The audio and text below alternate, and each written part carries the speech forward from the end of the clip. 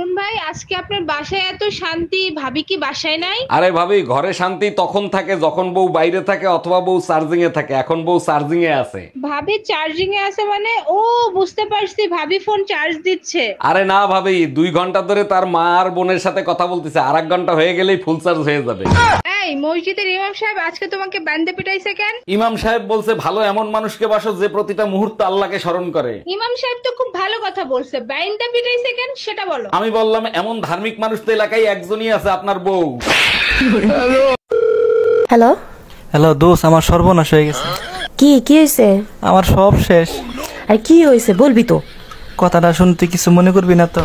আমার এত ভালো ঘুম ভাঙে কি তুই আমার সাথে মস্কারা করতেছস? কি বলবি তাড়াতাড়ি বল। না মানে আমার প্রিয় 150 টাকা দামের ঘড়িটা নষ্ট হয়ে গেছে, তাই টাইম জানার জন্য তোরে কল দিছি। এখন রাত কয়টা বাজে? ওরে আপু, আপনার পারফিউমের গন্ধটা না অনেক মিষ্টি, কোত্থেকে কিনছেন? এখন মেয়েদের পারফিউমও আপনারা ব্যবহার করবেন? আরে না, আমার বউর জন্য একটা কিনতাম। ভুলেও এই কাজ করবেন না। কেন? গন্ধ শুকে রাস্তাঘাটের কুত্তারা আপনার বউয়ের সাথে কথা বলতে চলে আসবে। হক মাওলা, অরুণ বাবাকে কিছু দান করো, এই শীতেই তোমার বিয়ে হয়ে যাবে। বলেন কি বাবা, সত্যি বিয়ে হয়ে যাবে তো? হক মাওলা, অরুণ বাবার দোয়া কখনো বিফলে যায় না। ঘরে স্বামী আর 2টা বাচ্চা আছে, তারা কি আমায় বিয়ে করতে দিবে? আরে অরুণ সাহেব, আপনাকে এরকম মারতে কে মারলো? মনে হচ্ছে গণধোলাই খাইছেন। না ডাক্তার, গণদোলাই খাই নাই। আপনি ব্যথার ওষুধ দেন আর চেক করে দেখেন হাড্ডি মাড্ডি ভাঙছে নাকি। ওষুধ তো অবশ্যই দিব, তার আগে বলেন এরকম মার খাইলেন কেন? কি করছিলেন? বেশি কিছু করি নাই, ফেসবুক দিয়ে বউরে আনফলো করছিলাম। হক মাওলা, অরুণ বাবাকে দান করো, সবার মনস্কামনা পূর্ণ হবে। বাবা 20 বছর হয়ে গেছে, আমার বাচ্চা হয় না, কি করব বলেন তো? হক মাওলা, অরুণ বাবা থাকতে কোনো চিন্তা নাই। এবার বল, তোর জামাই কি করে? বাবা আমার তো বিয়ে হয় নাই, জামাই পাবো কোথায়?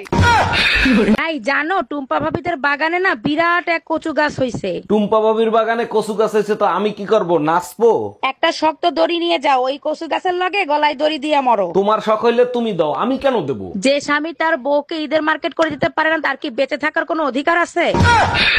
হক মাওলা, অরুণ বাবাকে কিছু খাওয়া, তোর মঙ্গল হবে। বাবা বাসি খাবার আছে, বাসি খাবার কি আপনি খাবেন? কপালে যা আছে তাই তো খাবো, নিয়ে আয়, বাসি খাবারই খাই। তাইলে বাবা এক কাজ করেন, একটু কষ্ট করে কালকে সকালে আসেন। ও ভাবি, একা একা বসে কার কথা চিন্তা করতেছেন? জানেন অরুণ ভাই, আপনার ভাই আমাকে প্রচন্ড ভালোবাসে। দেখেন, সব স্বামী নিজের বউকে ভালোবাসে, শুধু প্রকাশ করতে পারে না। তা আপনি কি করে বুঝলেন? আপনার ভাই সব মুখ বুজে সহ্য করে, নইলে আমি যে সব কর্মকাণ্ড করি তাতে নিজেরা নিজে পিটাইতে ইচ্ছা করে। বিয়ের আগে তুমি আমাকে কত ভালোবাসতা, এখন আর সেই ভালোবাসা খুঁজে পাই না। বিয়ের আগেই ভালো ছিল, তোমার যন্ত্রণা এখন শান্তিতে ঘুমাইতেও পারি না। বিয়ের আগে আমার কোলেই তো মাথা রাইখে শান্তিতে ঘুমাইতা, এখন ঘুমাও না কেন? কেমনে ঘুমাবো? আমি ঘুমাইলেই তো আমার মানিব্যাগ দিয়ে তুমি টাকা চুরি করবা। হ্যালো, এই কোথায় তুমি? কোন ভাবির কাছে? তোমার মনে আছে বহুদিন আগে আমরা একটা সোনার দোকানে আসছিলাম? ওরে আমার বাবুটা, কেন মনে থাকবে না সোনা পাখি? এই দোকানে তোমার একটা হার পছন্দ হয়েছিল। ওরে আমার লক্ষ্মী, তুমি সেই সোনার দোকানে গেছো? সেই দোকানের সামনে একটা নাপিতের দোকান আছে, সেই নাপিতের দোকানে চুল কাটাতে আইছি। তুই কুত্তা, একটা কুত্তা। এই তোমার ভাই লিটন আসছে, তোমরা কথা বলো, আমি চা নিয়ে আসি।